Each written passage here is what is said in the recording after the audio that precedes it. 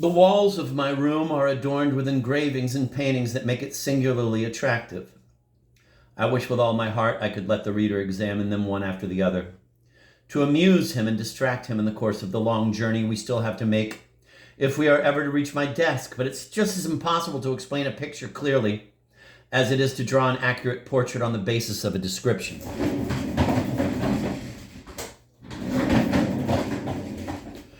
What emotion would he not feel, for instance, when he contemplated the first engraving that offers itself to his gaze? In it, he would see the unhappy Charlotte, wiping with a slow and trembling hand Albert's pistols. Dark presentiments and all the anguish of hopeless and inconsolable love are imprinted on her features, while the cold-hearted Albert, surrounded by bags full of judicial reports and old papers of every kind, turns coldly around to wish his friend a safe journey. How many times have I not been tempted to break the glass over this engraving, to pull that Albert away from his table, tear him limb from limb, and trample him underfoot? But there will always be too many Alberts in this world. Which sensitive man does not have his Albert with whom he is obliged to live, and against whom the outpourings of his soul, the sweet emotions of his heart, and the impulses of his imagination break like the waves against the rocks? Happy the man who finds a friend whose heart and mind harmonize with his, a friend united to him by a conformity of tastes, feelings, and interests, a friend who is not tormented by ambition or egotism, one who prefers the shade of a tree to the pomp and circumstance of a court. Happy the man who possesses a friend. I had one once. Death has taken him away from me. It seized him at the very start of his career, just as his friendship had become an urgent need for my heart. We supported each other in the harsh travails of war. We shared one pipe between the two of us. We drank out of the same cup, we slept under the same canvas, and given the unhappy circumstances we found ourselves in, the place where we lived together was for us a new fatherland. I have seen him coming up against all the perils of war, and a catastrophic war at that. Death seemed to spare each of us for the sake of the other. It fired all of its darts at him 1,000 times over, without hitting him. But as a result, I merely felt his loss all the more keenly.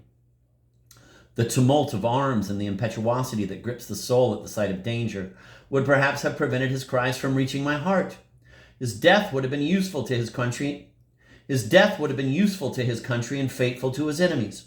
I would have regretted it less. But to lose him in the enchanting surroundings of winter quarters, to see him expire in my arms just as he seemed to be the very picture of health, just as our friendship was growing even closer in this atmosphere of repose and tranquility. I'll never get over his loss.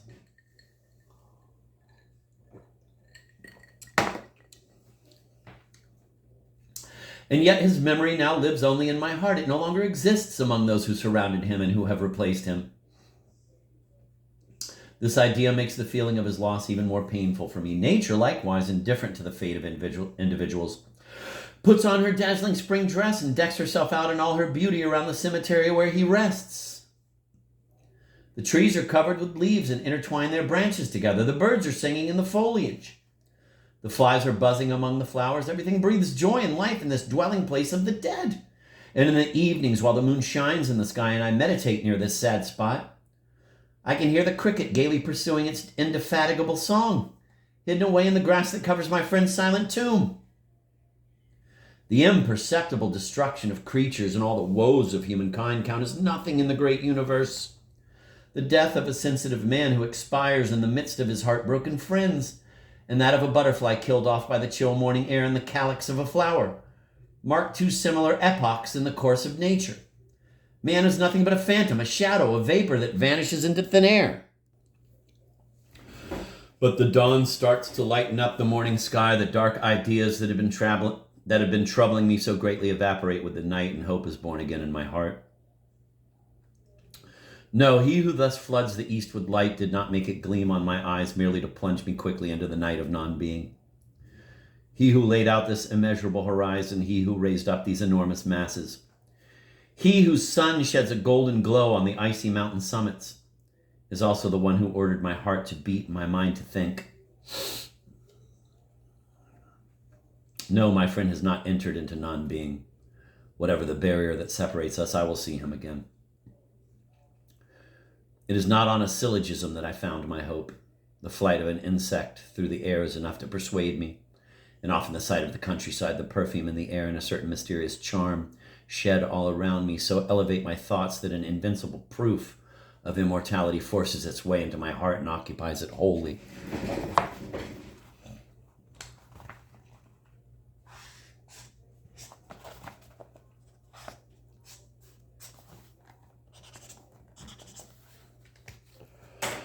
For a long time, the chapter I've just written was at the tip of my pen, but I kept rejecting it. I had promised myself that in this book I would show only the cheerful aspect of my soul. But this plan slipped out of my hands like so many others. I hope that the sensitive reader will forgive me for having asked a few tears of him. And if anyone finds that in all truth I should have cut this chapter, he can tear it out of his copy, or even throw the book on the fire. It's enough that your heart finds it to your liking. My dear Jenny, you the best and most loved of women, you the best and most loved of sisters, it is to you that I dedicate my work. If it meets with your approval, it will also meet with that of all sensitive and delicate hearts. And if you will pardon the foolish remarks that I sometimes let drop, I will defy all the censors in the world. I will only say a word or two about the following engraving. It represents the family of the unfortunate Ugolino dying of starvation. Around him, one of his sons lies motionless at his feet. The others hold out their enfeebled arms to him and beg him for bread. While the wretched father, leaning against a pillar in the prison, his eyes wild and staring, his face frozen in the horrible tranquility that the last vicissitudes of despair bring to one, simultaneously dies his own death and that of all his children, and suffers everything that human nature can suffer. Brave Chevalier d'Assas, behold how you expire under 1,000 bayonets, making one last courageous effort and showing a heroism that these days we no longer come across. And you who weep under those palm trees, unhappy Negro woman, you whom a barbarian, who of course was not an Englishman, betrayed and abandoned,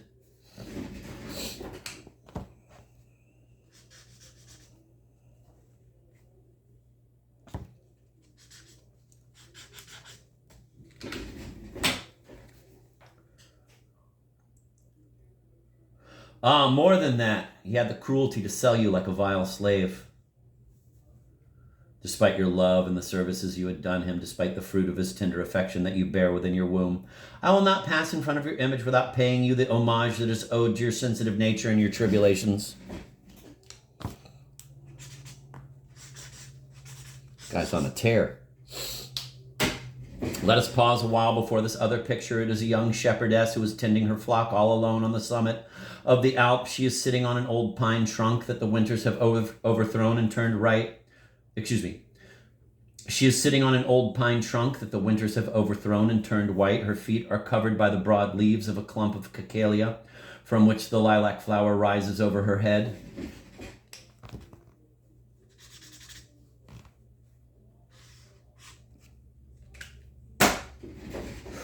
Lavender, thyme, anemones, centauries, flowers of every species that we find difficult to grow in our hothouses and our gardens, and that spring up in the Alps and that spring up in the Alps and all their original beauty form the brilliant carpet over which her sheep wander. Gentle shepherdess, tell me where one can find the happy corner of the earth that you inhabit. From what distant sheepfold did you set out this morning at sunrise? Could I not go and live there with you? But alas! It will not be long before the mild tranquility you enjoy evaporates away. The demon of war, not content with making the cities desolate, will soon be bringing upheaval and terror right into your solitary retreat. Already the soldiers are marching up. I can see them advancing from mountain to mountain and coming ever closer to the skies. The roar of the cannon can be heard in the lofty dwelling place of thunder. Fly, shepherdess, urge on your flock. Hide in the most wild and remote caverns. There is no rest on this melancholy earth.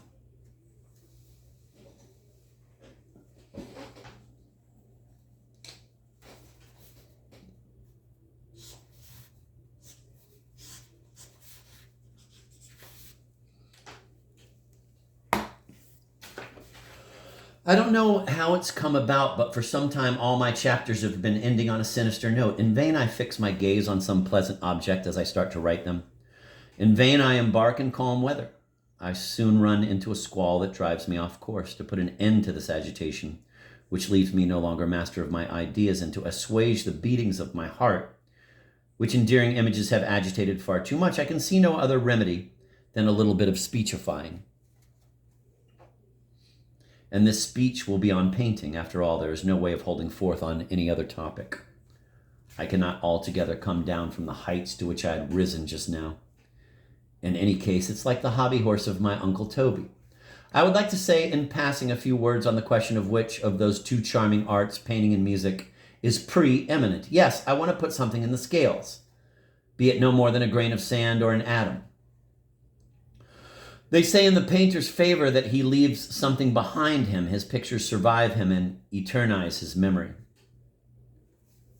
The answer is that musical composers also leave behind operas and concertos, but music is in thrall to fashion, and painting isn't. The pieces of music that moved our forebears strike today's amateurs as ridiculous, and they are inserted into comic operas to give a laugh to the descendants of those whom they once made weep. Paintings of Raphael will delight our posterity just as they delighted our ancestors. That's my grain of sand.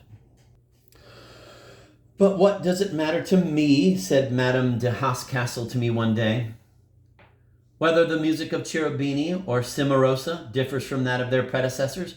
What does it matter that old music makes me laugh so long as the new music moves me delightfully?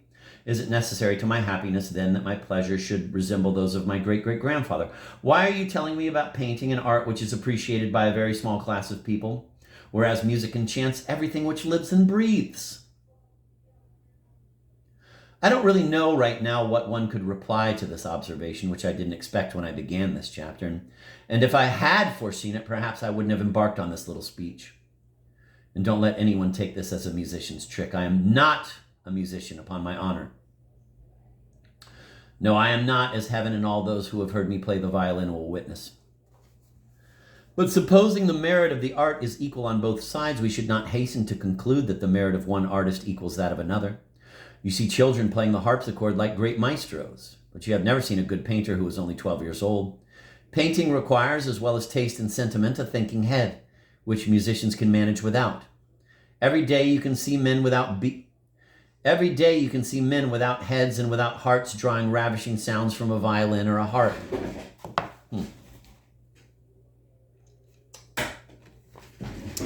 You can train the human beast to play the harpsichord, and when it is trained by a good master, the soul can travel at perfect ease while the fingers go on mechanically creating sounds with which the soul has nothing to do.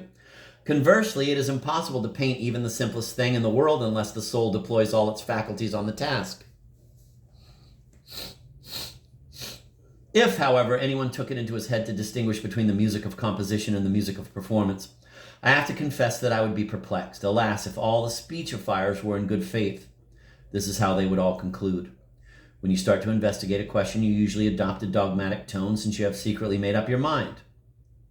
Just as in reality I had made up my mind in favor of painting in spite of my hypocritical impartiality. But discussion awakens objections and everything ends up in doubt. Now that I've calmed down, I'm going to try to speak without too much emotion about the two portraits that come after the painting of the Shepherdess of the Alps.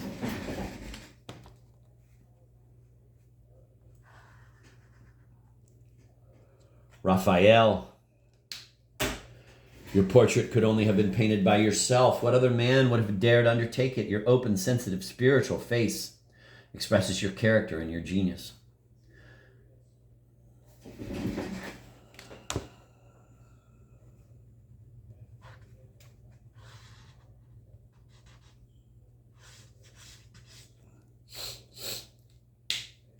To please your shade, I have placed next to you the portrait of your mistress, whom every man in every age will hold eternally responsible for the sublime works of which your premature death deprived the arts.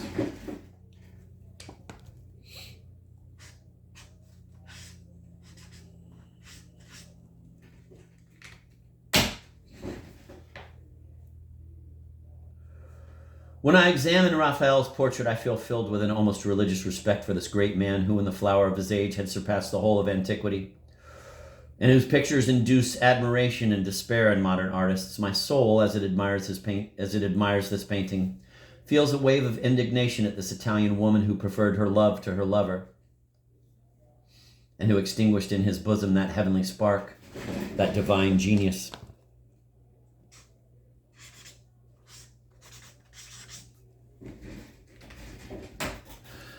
Wretched girl, didn't you know that Raphael had announced he would paint a picture even finer than the Transfiguration?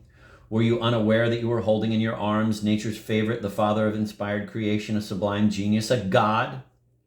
While my soul makes these observations, its companion, fixing an attentive eye on the ravishing face of this fateful beauty, feels quite ready to forgive her for Raphael's death. In vain does my soul rebuke her companion for her extravagant indulgence.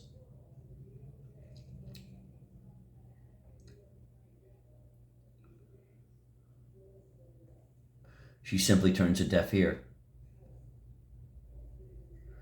There ensues between these two ladies on these types of occasion a strange dialogue which all too often finishes to the advantage of the bad principal. I will keep a sample in reserve for a later chapter.